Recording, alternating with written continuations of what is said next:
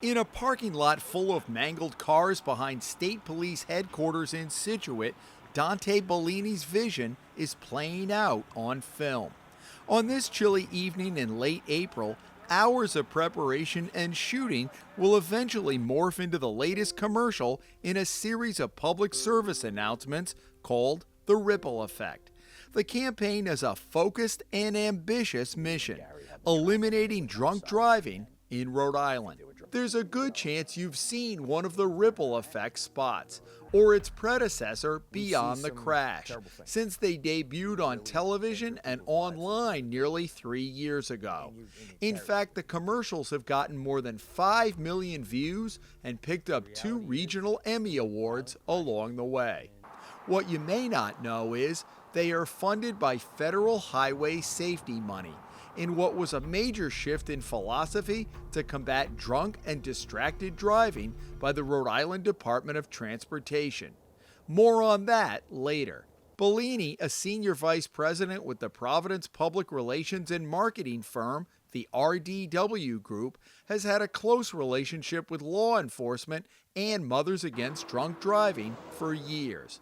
He said he couldn't find a public service campaign anywhere else that focused on the after effects of drunk driving. He was particularly affected by speaking with veteran state police troopers about their handling of fatal accidents. Every one of them, regardless of how long they'd been on the job, could vividly recall a specific incident, a specific scene, and it stayed with them, and it stays with them forever. After the DOT awarded a contract to RDW in 2016, Bellini assembled a team to put together the public service announcements. He has produced hundreds of commercials over a 4-decade career, but wanted this series to have more of a cinematic feel. So he brought on veteran Rhode Island filmmaker Eric Latek, along with Dave Zapatka, a videographer who began in local television and has worked extensively at the network level. Longtime still photographer Richard Kazarian rounded out the team. Bellini told the crew he had watched drunk driving campaigns in other parts of the country and wanted something dramatically different. None of them left you feeling anything. None of them left you emotionally drained in some respects. And that's where I wanted to go with this, because I wanted this campaign ultimately to be hyper-local and hyper-emotional, because we had the opportunity to do so. We live in a state where everyone knows someone. And now I'm at the hospital to go and identify her body. By design, the commercials are uncomfortable to watch. Families whose lives have been affected by a drunk driver, first responders, medical personnel, and state police troopers talk about the profound and indelible mark these moments in time have left on their lives. And the ripple effect runs deep. When you lose your daughter, you lose your son, you lose your wife or your husband or a loved one, that it not only affects that inner nuclear family, it affects so many people. It affects 50, 60, 70, 80 people immediately. Rhode Islanders are likely to recognize many of the people who participated in the interviews because their family members were involved in high-profile crashes. From Meg and John DeCubulis, whose 13-year-old daughter Katie was killed in a crash 20 years ago, to Lee and Gary Burke, whose son Ryan was killed by a wrong-way drunk driver. Burke had just finished a shift as a patrolman with the Jamestown Police Department and was off duty when he was killed. Bellini said he was particularly touched by Meg DeCubulis talking about having to identify the body of her daughter in the same hospital where she had given birth to Katie 13 years earlier. There wasn't one interview where the three of us weren't crying during the interview. The power of the truth of those things were just inescapable. Latek and Bellini immediately hit it off, and the filmmaker has often been able to transform Bellini's concepts to film. But shooting the video and interviews takes a toll, even for someone who has 2 decades of experience. I've had to deal with difficult content, but this is another level. To again, where, you know, after documenting people for so many years, I still had to learn how to settle my emotions with when I'm filming and editing. It's heart-wrenching. It affects me not only at that moment, but it's to this day. I talk about it often with people I'm close to. It humbles you in a certain way, grounds you. You know, when you are just in life's moments when you think something is of importance that's really not. Latex said he was particularly impacted by pictures he saw when shooting a segment with a state police reconstruction team. One photo showed the boot of a woman who had been killed. When Latex went back with a trooper to film the car, he saw the other boot tucked in the wreckage. And as she goes to the right of the driver's side, I kind of move into the right, and the door's crushed and this car's dilapidated. And there's the other Ugg boot in the back seat. And it just, to this day, it still haunts me in that respect. That scene was part of the inspiration for the current campaign featuring an 8-year-old girl, played by Bellini's niece, Cara Iafredi, at the Lot State Police call the Boneyard. You're gonna come right here. Unlike previous commercials, this one is more abstract, with no interviews. And the idea was for this little girl, this spirit, looking for what essentially and ultimately is her lost shoe. And we wanted it to hit you in the face that this is what you lose. We literally wanted you to catch your breath.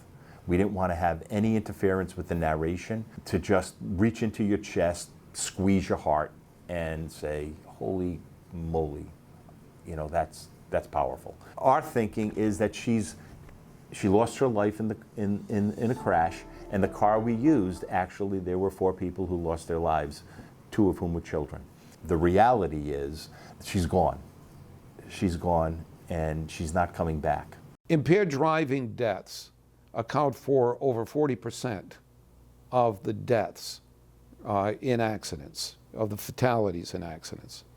And they're the most easily remedied, preventable, entirely preventable just by making the right decision. When he took over as DOT director in 2015, Peter Alviti wanted to change the department's approach to drunk driving. Just as the state needed a dramatic plan to fix Rhode Island's roads and bridges, he wanted to include a drunk driving strategy in what would eventually be unveiled as roadworks. It was also apparent that the typical talking head of somebody in authority telling you not to drive drunk or don't drink and drive was something that was beginning to get lost as a kind of background noise. People heard it, but it didn't necessarily register. The department reallocated federal highway safety funds and has dedicated more than $3 million between producing and airing the commercials. He said Bellini's execution of the concept has been just what the state was looking for. And when they pitched that to you the first time, what did you think? It was immediate. We knew that this was very relatable. It was the message was much clearer than someone just telling you not to drink and drive. And that visually, it was a masterpiece. That has carried through to the current commercial. It's visceral, especially with a child, right? We all have an affinity of wanting to protect our children, and so seeing this young girl wandering through this kind of ghostly presence of hulks of steel of past accidents, and the imagery pretty much took me to where I think Dante and his group at RDW wanted our minds to be. Dante had told me that the Ripple Effect wanted to do a next phase with victim families, and I the second he asked, I said absolutely. Becky White was Becky Bowman 20 years ago when at the age of 13, she lost her mother Marcia and her best friend Katie DeCubulus in what has become a well-documented tragedy involving a drunk driver. White began talking publicly about the crash just a year later, at the age of 14.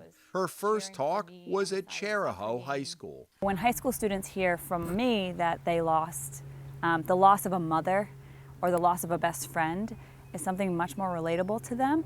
So I knew I had a story that needed to be told.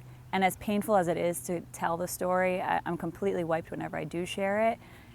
It's almost therapeutic for me. White said the Ripple Effect commercial was more intimate, shot in her home, and it let her go deeper than she has during her public talks. The one PSA with myself crying that has been on TV was a little odd for me to see. It came on during the Super Bowl, and I remember my husband and I kind of looking at each other like, wow, I'm on TV bawling my eyes out, but I was just sharing what I truly felt and what the crash has done to me and my family. DOT is planning on a third phase of the series, loosely titled A Call to Action.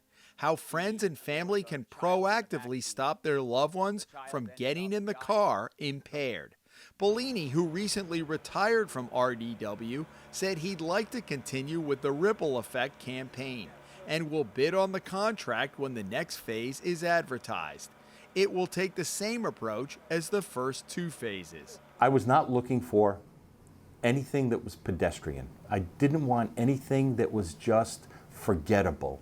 Why spend all this money on media buying, right, if it's going to be forgettable? If people aren't talking about it, sharing it, commenting about it, or having a conversation. Bellini has received emails, texts, and phone calls from people who said watching the campaign has sparked conversations within their own families. We've heard, both anecdotally and directly, that that is happening.